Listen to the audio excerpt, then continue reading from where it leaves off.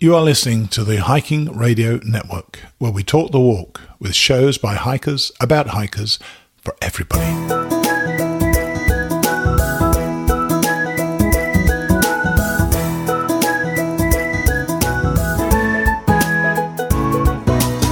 Mighty Blue on the Appalachian Trail, the ultimate midlife crisis. Join Steve and his guests every week as he staggers from Georgia to Maine.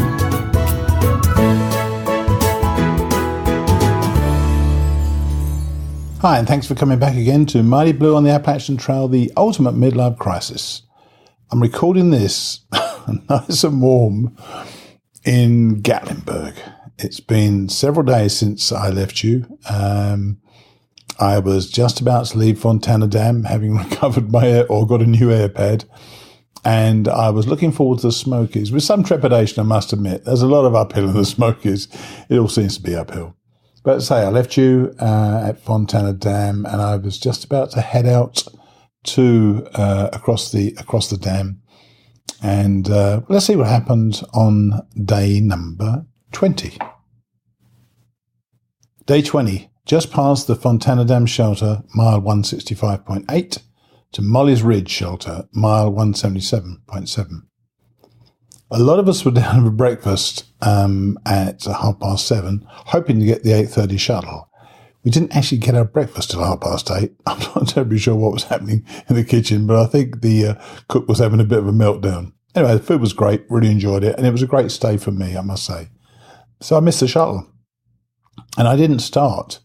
I eventually got the shuttle at about 10 o'clock, and it wasn't until 10:15 that I started, and I knew there was quite a big start, to the day.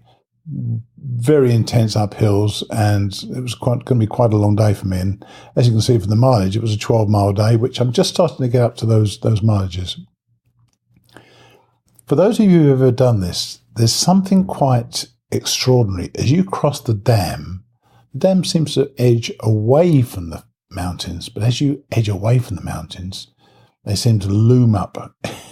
They seem to loom up right in front of you.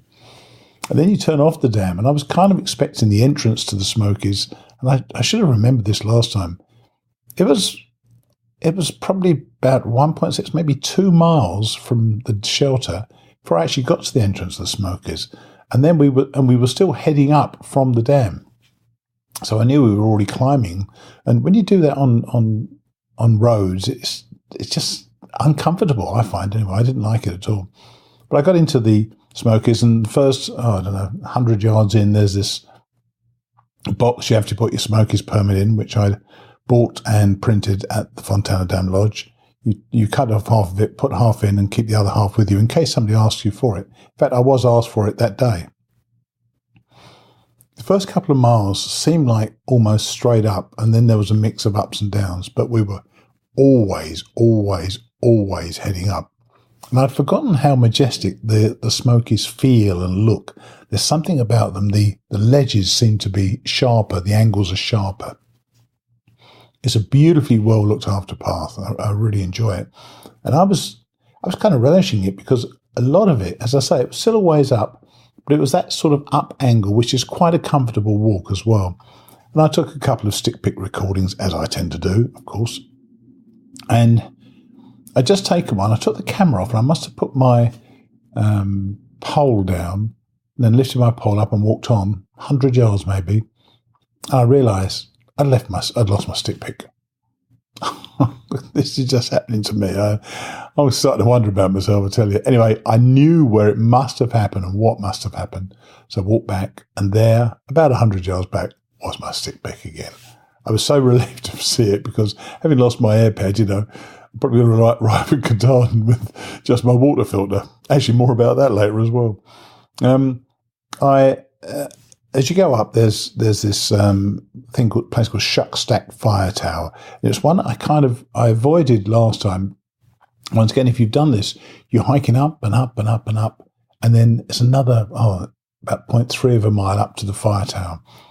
But to the left, which the AT goes, and it goes down, and I was so in need of a down by then, I just didn't go up to the fire tower. I only went about, 200 or 300 yards and down, then and up. I sat there, I sat on a log, and I got my food out. I had a tortilla and, I don't know, some wrap, some sort of food, I think. I can't remember what it was. And do you remember Leanne, the woman who is part of the Mighty Blue class of 2019? She contacted me, said, look out for a guy called Posy. He wants to speak with you anyway. He listens to the show, but he's got such an amazing backstory. So why don't you listen to him and interview him?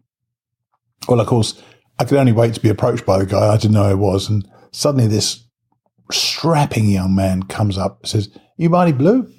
I said, yes, I am. He said, I'm Posy. And, well, we had a chat. And I'll tell you what, this man is such an inspiration.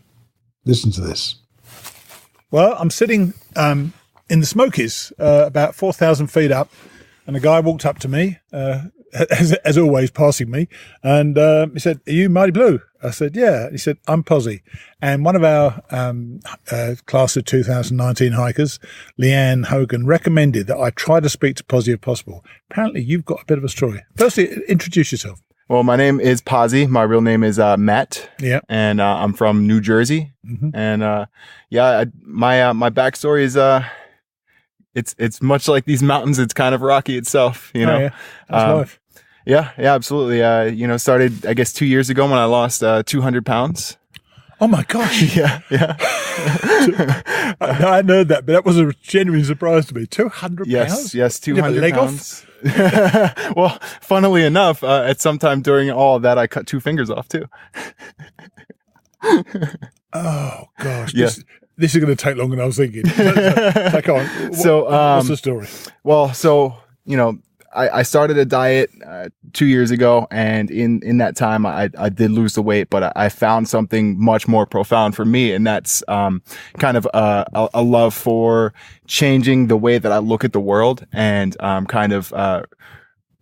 changing my relationship with my mental health. And personally, I don't think that I could have found the fitness or found the nutrition that I did without changing the way that I look at things and becoming a more mentally healthy person. Were you heavy because you were sad, or? A lot of it, looking back now, was anxiety based. A lot of the things that I did not do were because of the anxiety related to trying to do them and possibly failing. Sure. And now, anything that I think about that I feel like I can't do it, that's my engagement in now I have to do it. Right. Hence me being on this trail. I tell you what, man, that could give you all sorts of problems. Oh yeah, absolutely. You keep giving yourself extra things. So what was the moment? Or was there a moment? I guess I wouldn't say it was a moment. It was more of just like rolling forward. I changed the way that I looked at what I put into my body, and then I started to lose weight, and then I stopped walking to the bus stop and I started walking to work, and then I discovered, okay, this is easier now. And then I started running to work, and then that progressed into long distance running. Right. Now, I run 20 plus miles almost daily. Oh my God. Did you go for a run before you came up to Smokies? No, I didn't. I did move up the hill pretty quickly though. So what was the point? Why the AT? I grew up in New Jersey, and as you know, part of the AT goes through in New Jersey. Oh yeah, Mount Tammany. It's beautiful up there, and we used to go camping up in Worthington State Forest, which is right under Mount Tammany. And I remember when I was younger seeing the through hikers and speaking to a couple of them, and it's always been something that really, really intrigued me, and one thing that I at that point could never do. So now that, moving on foot for long distances became a thing for me, I thought, hey, AT. Is this your first through hike? This is my first through hike. It's not my last, but it's my first. And how long do you expect it to take? I am hoping for it to take only 100 days. Oh my gosh. Yeah. Bit like you saw me, because I will never see you again. I know. Once you're gone, aren't you? Yeah. We just entered the Smokies now, and I'm about 13 days in. Oh my word. Well, I say that. No, I'm actually about 18. I'm about 19, 20 days. Yeah. But it's are you enjoying it? Oh, I'm loving it. I'm having the time of my life. What are you enjoying about it? I mean, really, what's not to enjoy? I hike for 12 hours a day. I put in 20 miles and just like see everything around me and just kind of get introspective about things and really think inwardly. And then, you know, I get to sit around at a shelter or a campsite at the end of the day and have that camaraderie with, you know, the other hikers, the other people who went through everything that I went through today. And, you know, we're all having our own journey, and then we talk about it at the end of the day. Sure. Interesting, you know, and I've thought this often, people who do this fast, and some people do it in 40-something days, which is ridiculous. Yeah. Oh, yeah. Yeah. People who do it fast, you meet these people in the shelter, then you probably don't see them again, do you? Yeah. I tend to pop from little tramily to tramily. All right. And, you know, I jump in and You're like a cuckoo. Yeah. I meet all these people and I, you know, and I enjoy my time with them. And then at some point it's like, okay, guys, I'm moving on, and, you know, hopefully I'll see some of you down the line. If not, then, you know, maybe later on after I finish, I'm going to come back up to the Delaware Water Gap and do some trail magic and hopefully see some of them then. Cool. That's really nice. So at your height, or what your height, your biggest, what size were you? I was 400 pounds.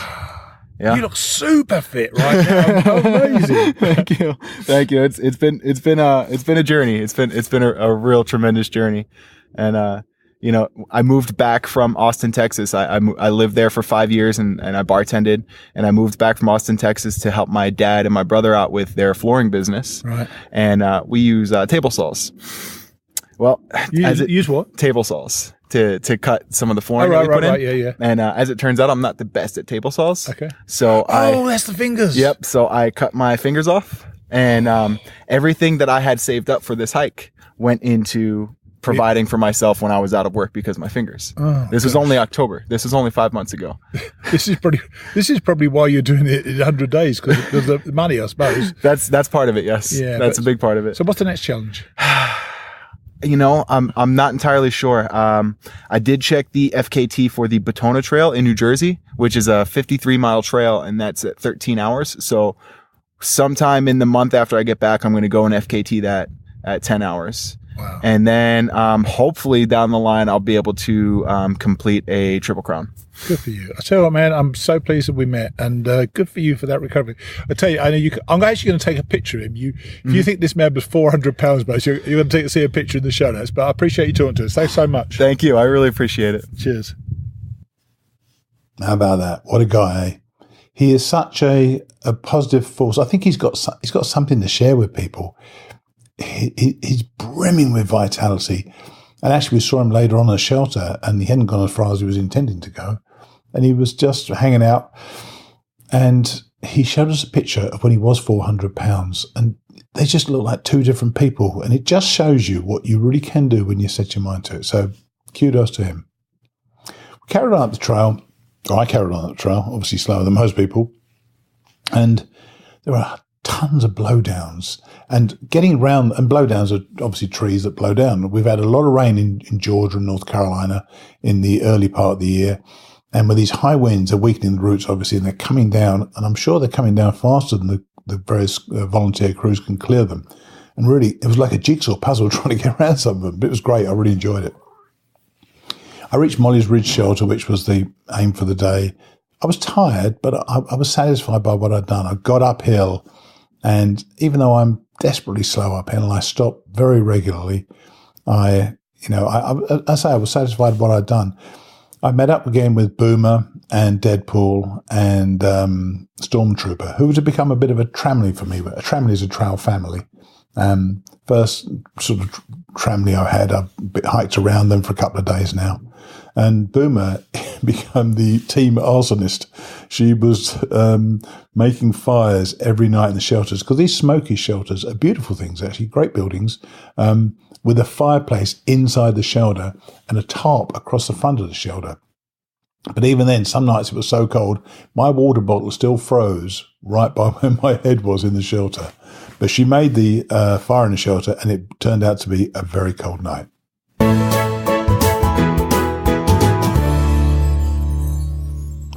Day 21, Molly's Ridge Shelter, mile 177.7, to Derrick Knob Shelter, mile 189.8. Having mentioned my filter, mentioned the cold night, I did not, as I should have done, and I often did when it was cold, I did not put the filter in my sleeping bag with me, as I do with my phone and with my battery. And of course, my filter froze overnight. And Sawyer say you should be careful. It doesn't work if it freezes, so I'm going to have to buy a new filter, which is a bit of a drag. And I took a risk. I drank straight from the pipe. There's a pipe that comes off the mountain, so I haven't had any ill effects, so I drank some of that water. And Stormtrooper, one of my new friends in the family, she helped me out by giving me some filtered water from time to time as well.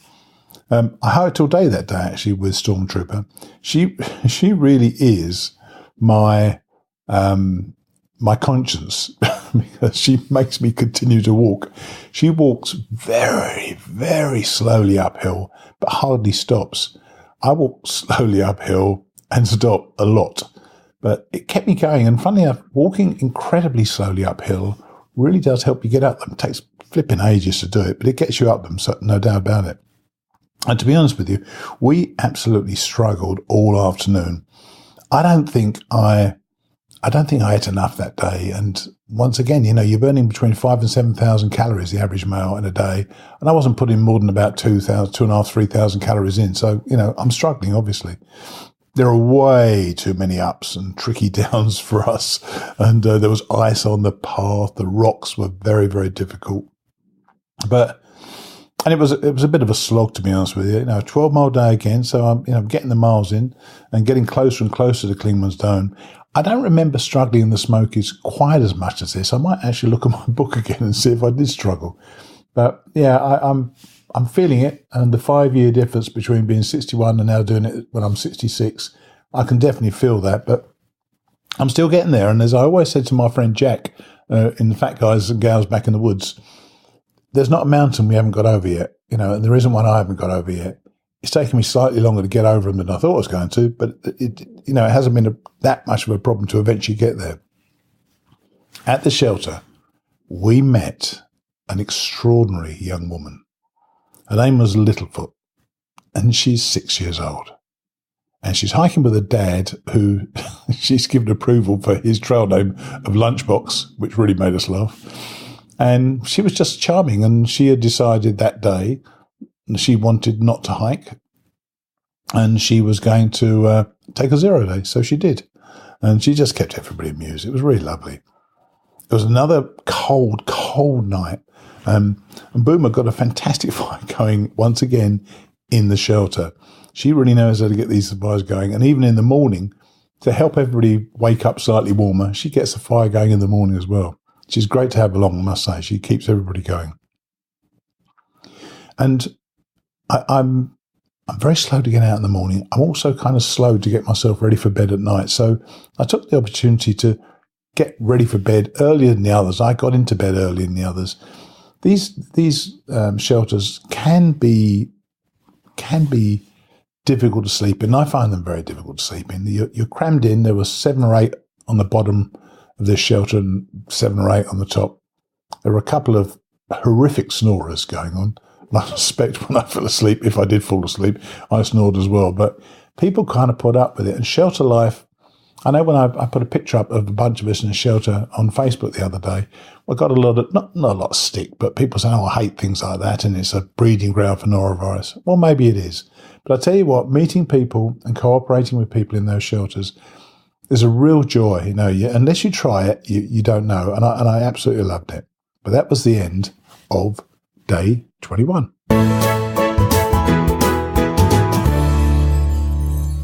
Day 22, Derek Nobbs Shelter, mile 189.8 to Mount Collins Shelter, mile 202.8.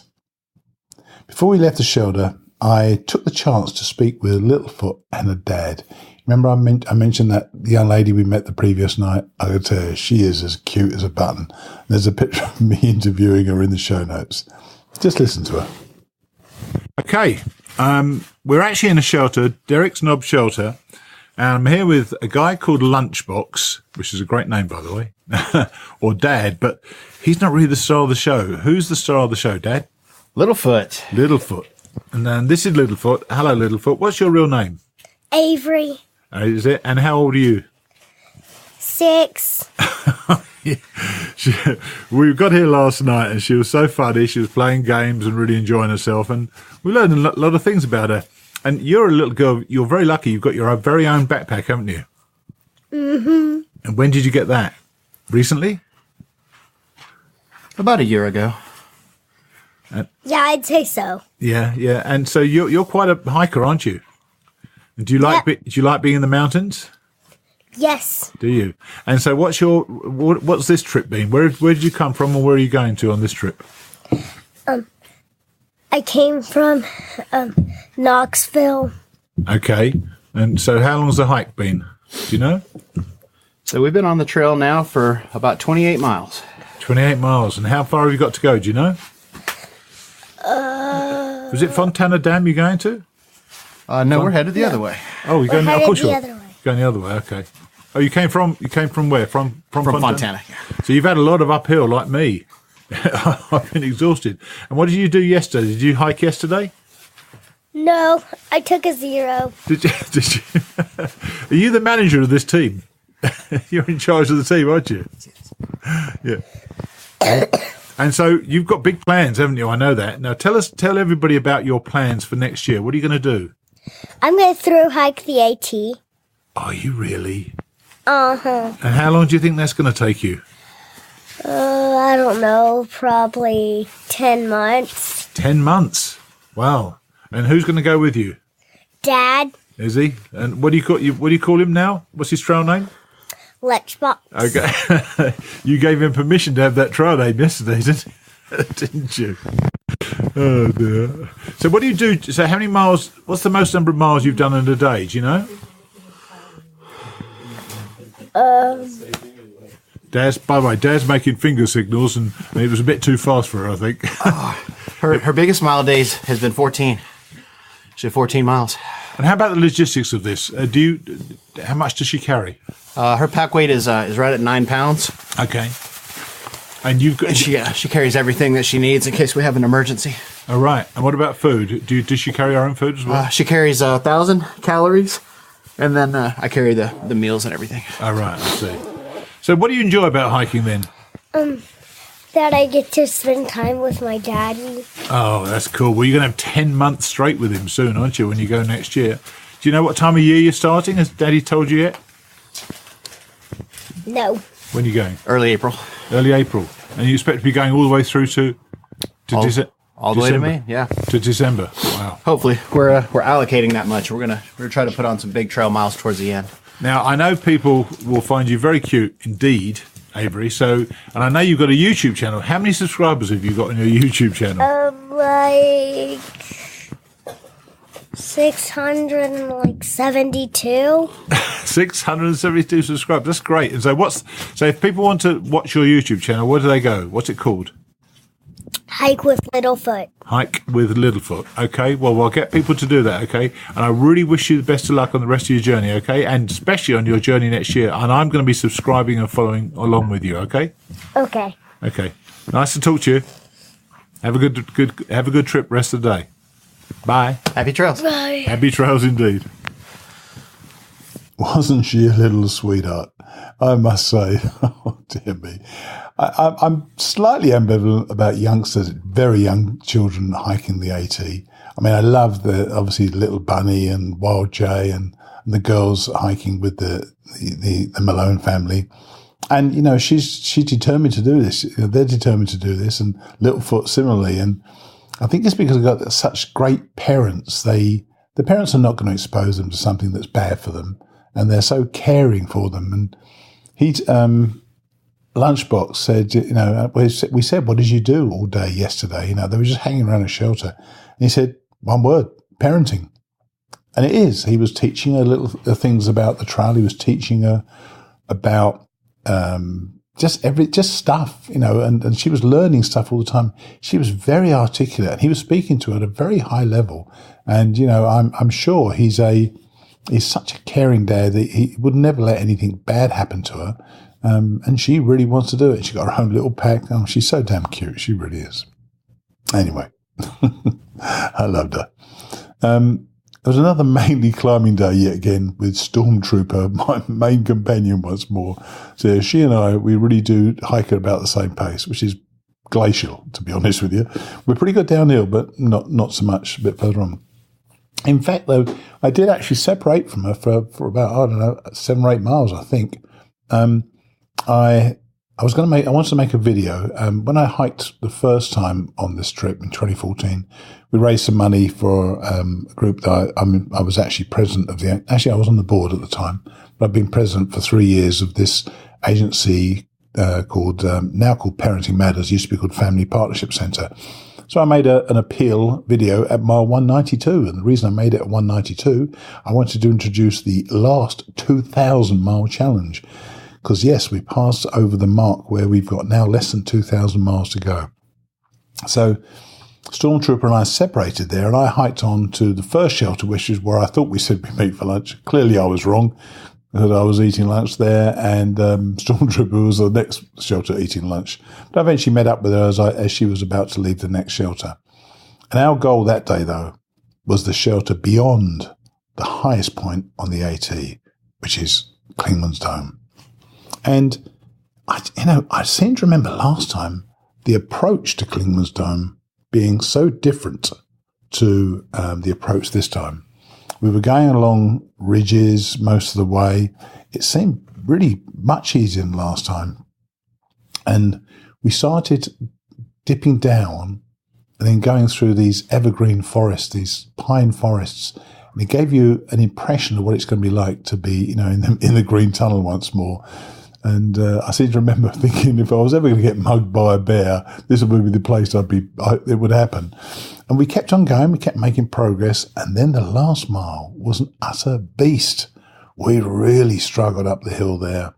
And I wasn't really looking forward to getting to Clingmans Dome, because the last time I was there, it was jam-packed with people. You can park down below, then walk up to the dome, which is basically a runway. You can walk up to the very, very top. It was so crowded last time I was there. I remember I was there with a guy called Zach last time. Nice lad. And we could hardly get a picture taken of anywhere, because to fit between the crowds, there was just too many people. Well, yesterday rather, when Stormtrooper and I got out there, it was glorious. All that was there were hikers, because they haven't opened the roads yet. So we had the whole place to ourselves. The difference is startling. It was a glorious, beautiful, sunny day. We just all went up the top together and took pictures. I did a 360. Ironically, it looked like a cell tower about 200 yards away. None of us got any service. I don't know what that was all about.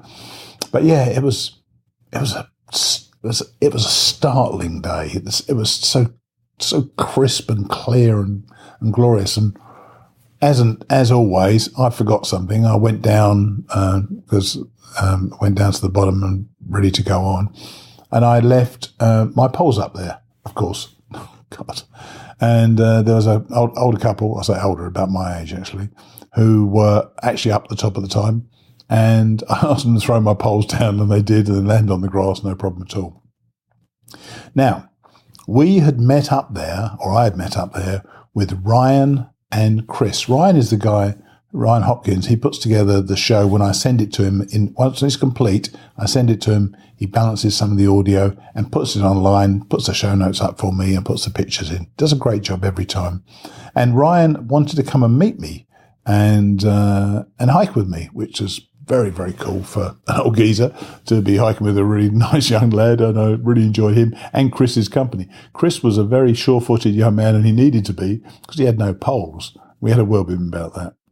Anyway, we hiked on down to Mount Collins Shelter, mainly downhill, though another fairly lengthy up and down at the end of the day, plus another 0.3 or 0.4 of a mile to the shelter. It nearly killed off Stormtrooper and I. The lads went on, because there's no point in them hiking at my pace. They need to hike at their pace. But that was fine. So by the time we got there, good old Boomer had started another fire, which was great. And there was a bunch of section hikers there as well. And that was nice. It made for us a really convivial evening. You're all chatting, you're all getting your food together. They want to know about our experience. We want to know about their experience. And once again, I got into bed early, and I didn't have too good a sleep. But I actually enjoyed the day, and I enjoyed the night. So, yeah. And that was the end of day number 22.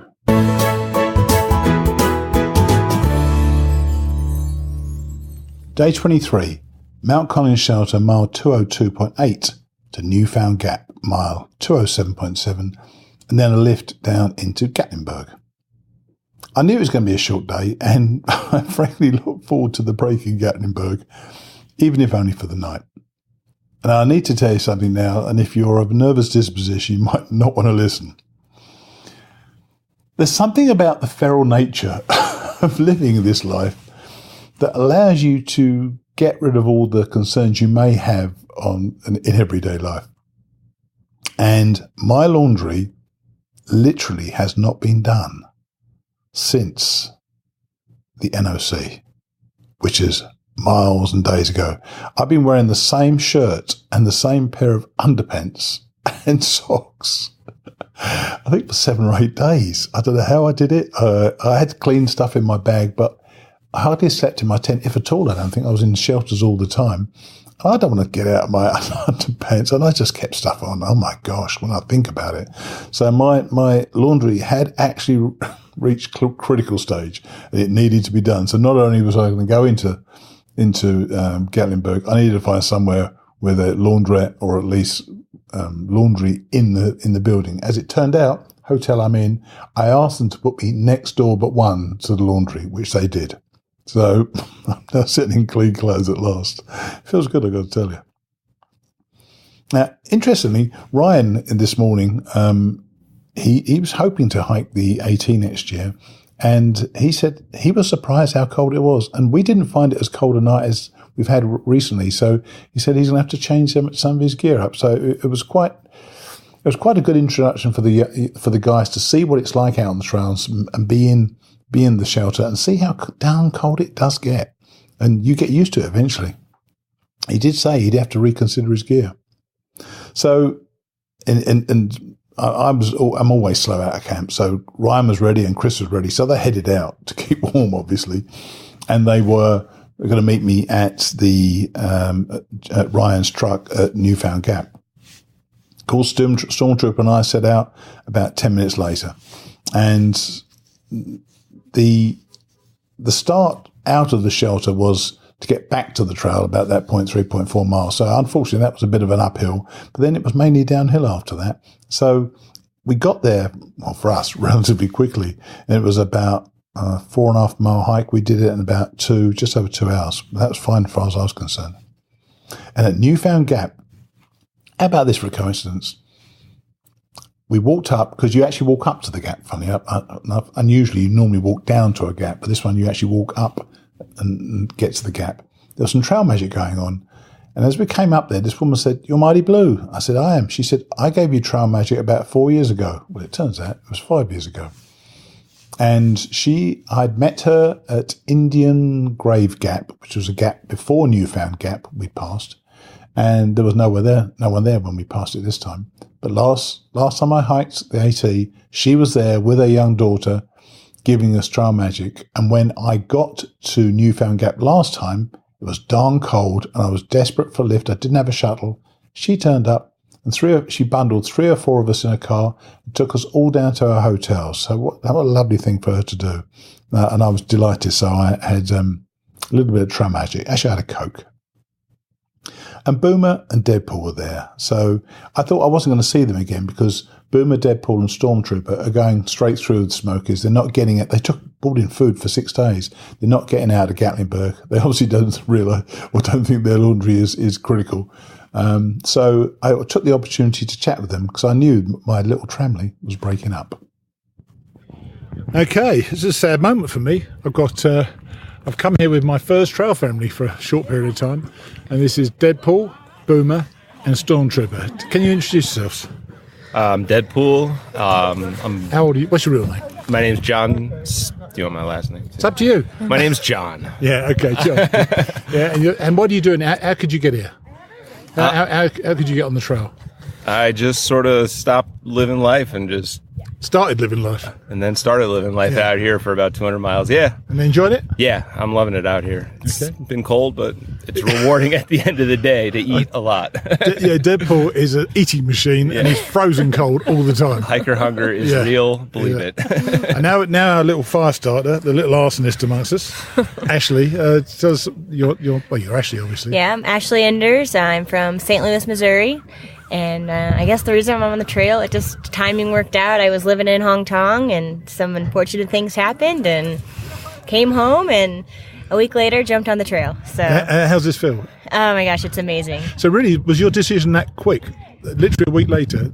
Well, I had been thinking about the trail for over 8 years. Oh, right. And it's actually here at Newfound Gap that I found my first through hiker. So how cool is that? Yeah, it's really emotional, like being here. Like I'm really, it's a special day. Don't you think the trail heightens emotions anyway? Oh yeah, absolutely. Like, I mean, you really have your lows and you really have your highs, and you learn a lot about yourself and your body, and and you realize that you can really do anything. Like, that's right. Yeah, it's amazing.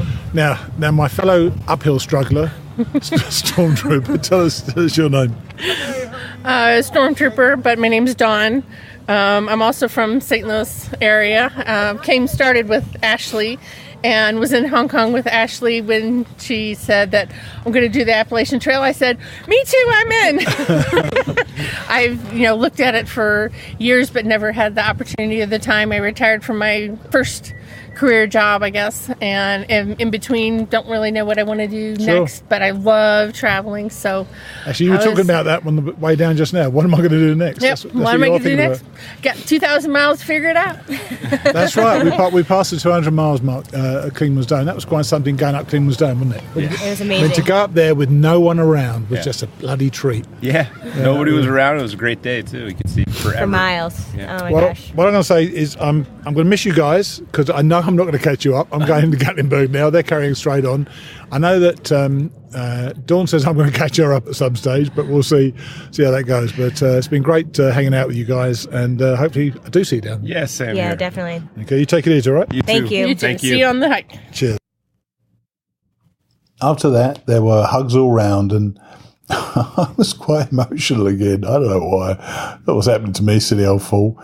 But, you meet these people, you get, not intimate with them. You get, I had a couple of chats with Deadpool and Stormtrooper, and not so much with Ashley or Boomer, rather. But, you tell people things and you listen to people, and you feel very close to them as a little family, and it was breaking up, and I was quite emotional.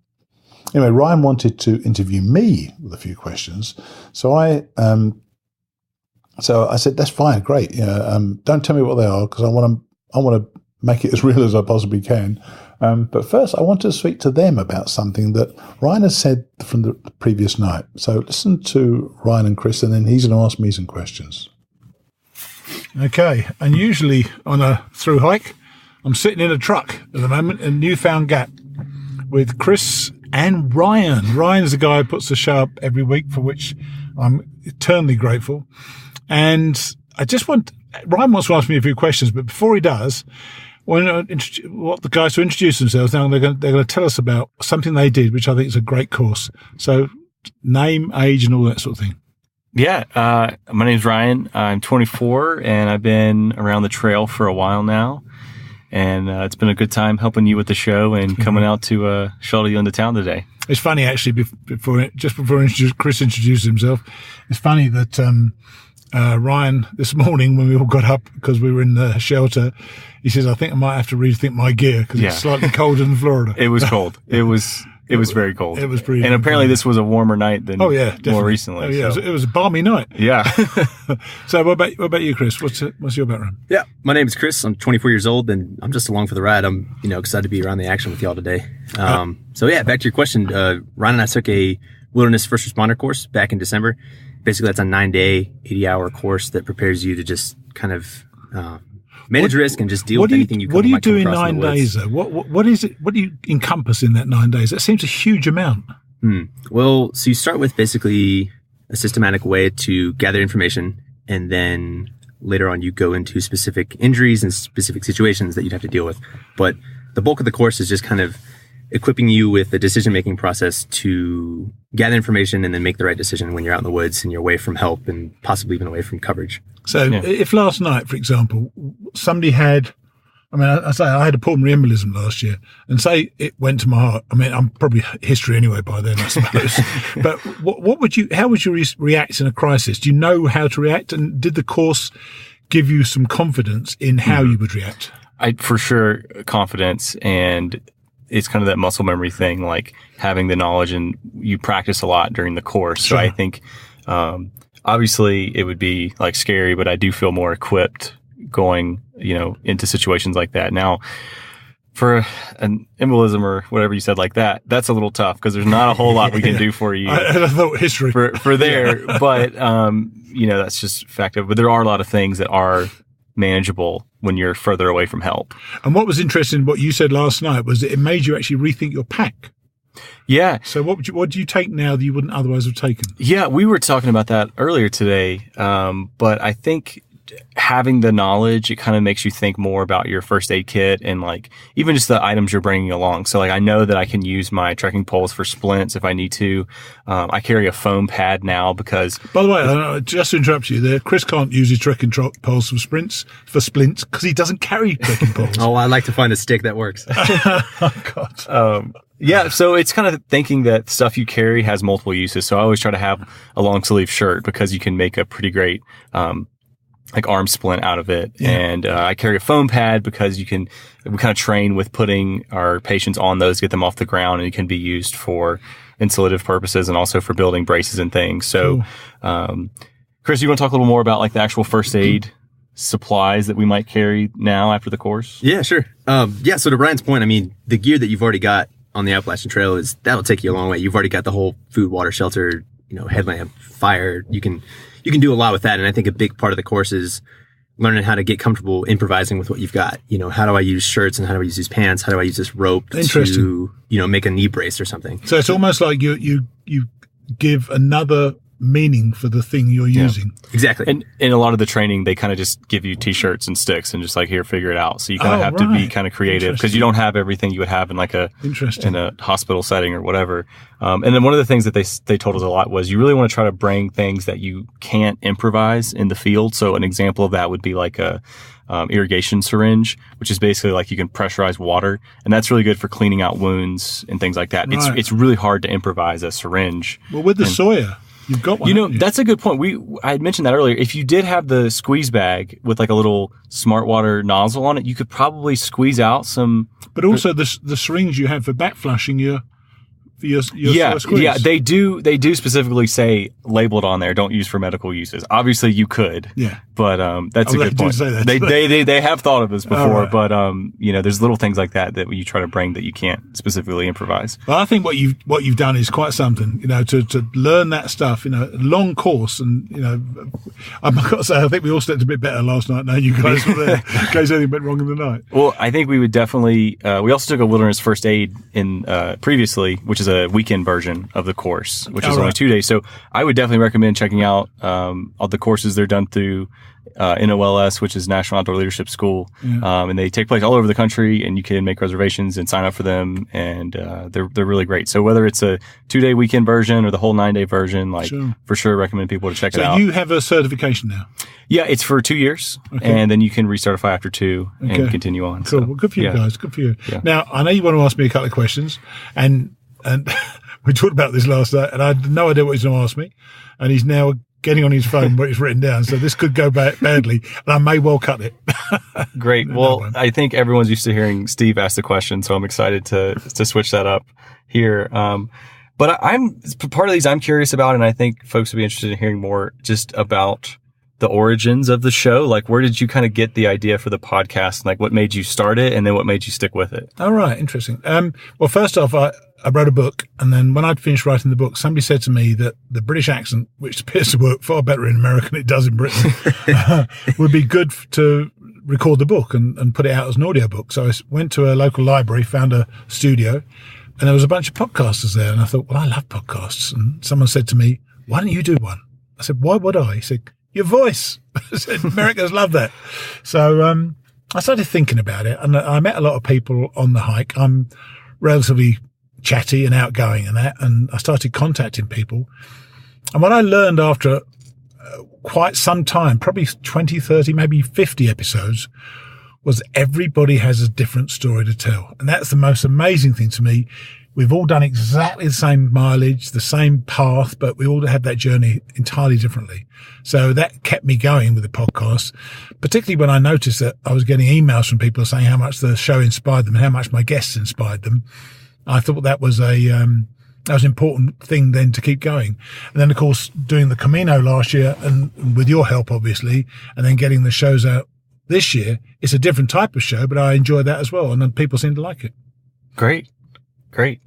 Well, talking about getting the show out this year and the challenges of like being on the trail, what's kind of like behind the scenes look like? Like, how do you keep your phone charged? What do you use to record? How do you get the shows up regularly? Like, what's that look like? The phone charge on the Camino was easy because we stopped every day in town. So right. that wasn't a problem. So we could charge that. On this, I've got a power juicer or something like that. It gives me 4 charges. Oh, wow. And I've been out 3 nights now. So, and I've still got 20% on that still to go. So it's completely charged my phone every day. Not a problem at all. And that's worked really well. In terms of in case anybody's interested in doing the do-it-yourself podcast, there is an app called Backpack.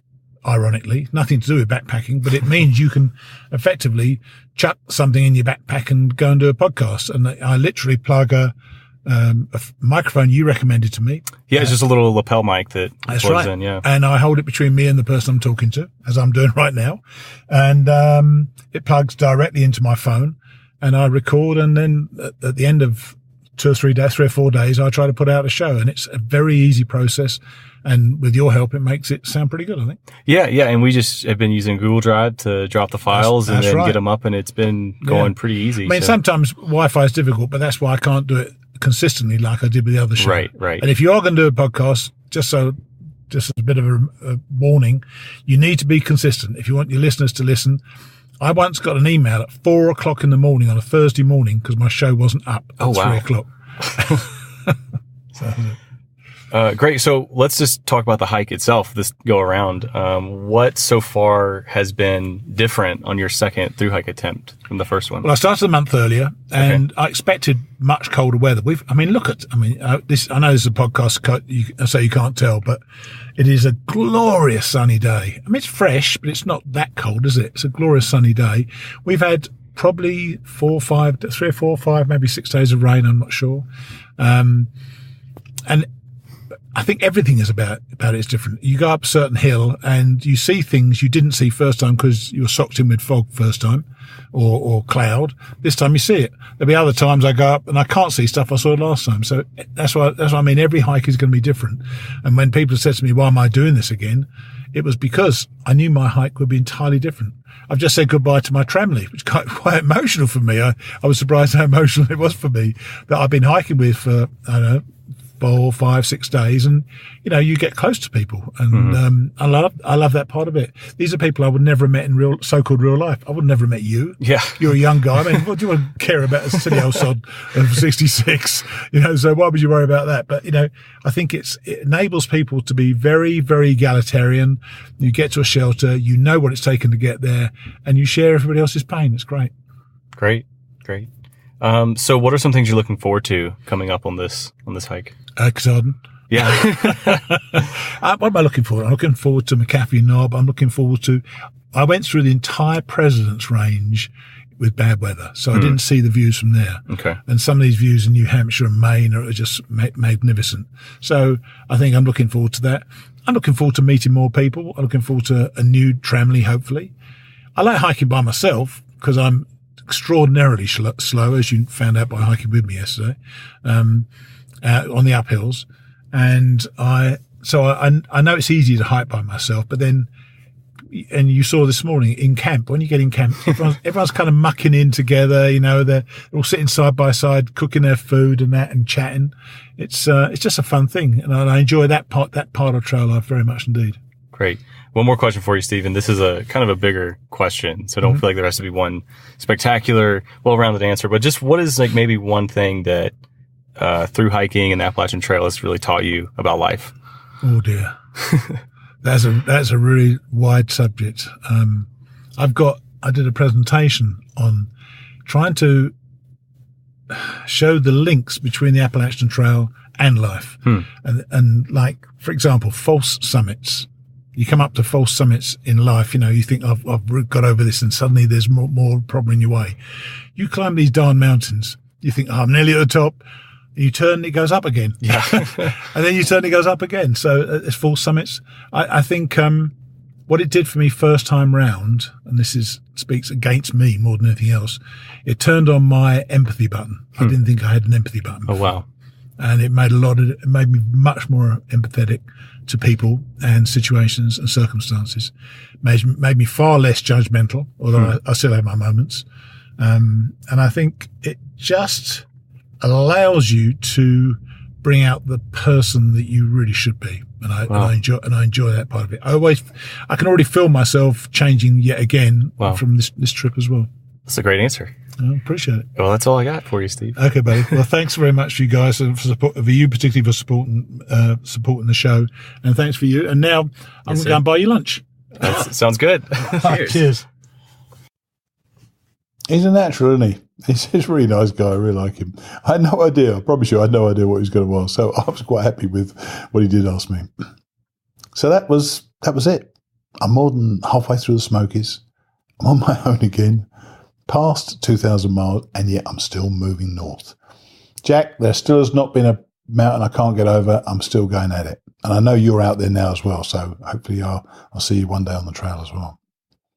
I'm going to be out the Smokies in a couple of days, and I'm really looking forward to places I enjoyed before. Max Patch will be about 15 miles beyond the Smokies at Devonport Gap, and then Hot Springs a little bit later. It is getting real out there, and I'll see you next time.